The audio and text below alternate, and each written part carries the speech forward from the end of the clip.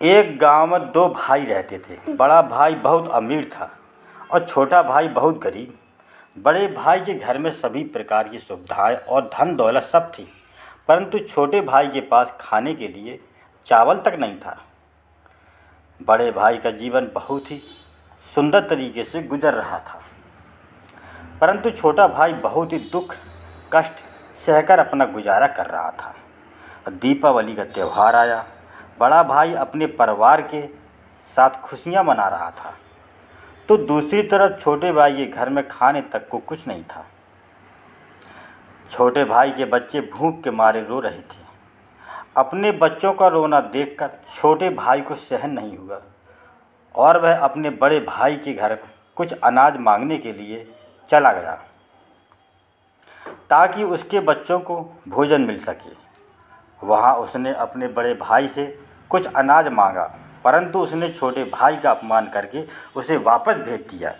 छोटा भाई बहुत निराश होकर रोते रोते अपने घर को लौट रहा था। तभी उसको रास्ते में एक बूढ़े व्यक्ति ने रोका, जिसके सामने एक लकड़ियों का गट्ठर पड़ा हुआ था। उसने छोटे भाई को सवाल पूछा, बेटा तुम क्यों रो रहे हो? तभी छोटे भाई ने अपने बड़े भाई के दुर्व्यवहार के बारे में सब कुछ बताया। तभी उस बूढ़े व्यक्ति ने छोटे भाई को कहा, अगर तुम मेरा यहाँ लकड़ियों का गट्ठर मेरे घर तक पहुँचा दोगे तो मैं तुम्हें एक ऐसा रास्ता बताऊँगा जिससे कि तुम बहुत अमीर बन जाओगे। छोटा भाई मान गया और उसने लकड़ियों को गट्ठर उठाया और उसे लेकर बूढ़े व्यक्ति के घर पहुंचा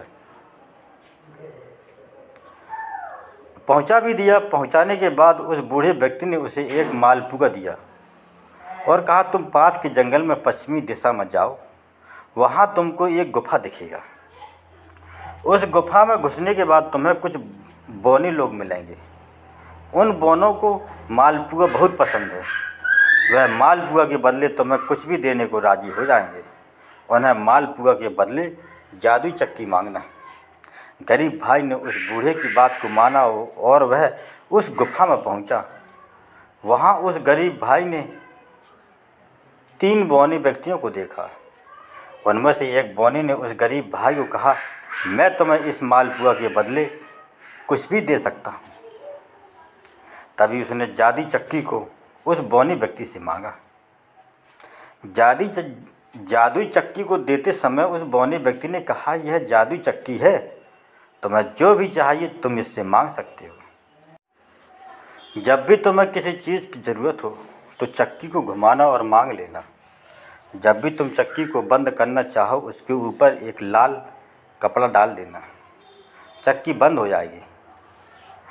बौने की बात सुनने के बाद वह गरीब भाई अपने घर लौट आया और घर पहुंचने के बाद उस गरीब भाई ने चक्की घुमाते हुए सबसे पहले कहा, चक्की चक्की चावल दे। तभी चक्की ने जादू से ढेर सारा चावल उनके सामने निकाल कर डाल दिया। उसके बाद उसने चक्की से दाल निकाला। गरीब भाई के परिवार ने उस दिन पेट भर के खाना खाया और सब सो गए।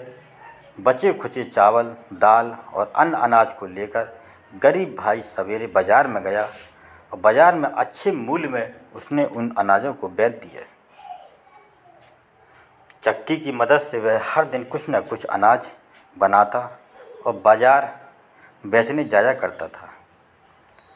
धीरे धीरे वह अपने बड़े भाई से भी ज़्यादा अमीर बन गया।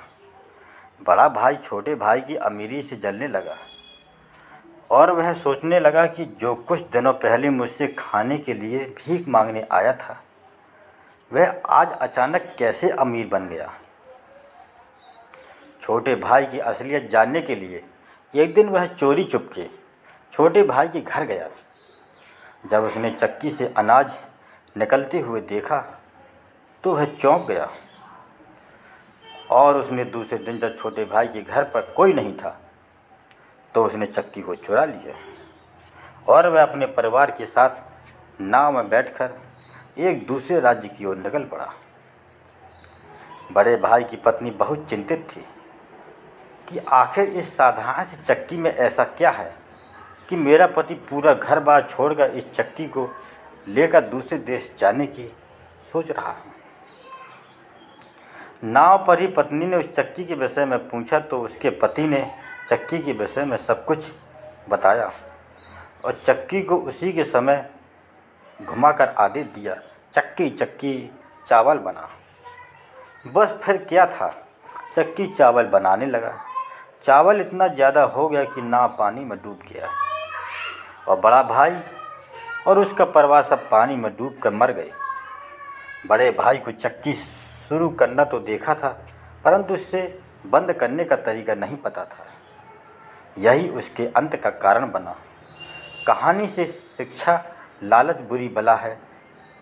कभी भी जीवन में लालच नहीं करना चाहिए।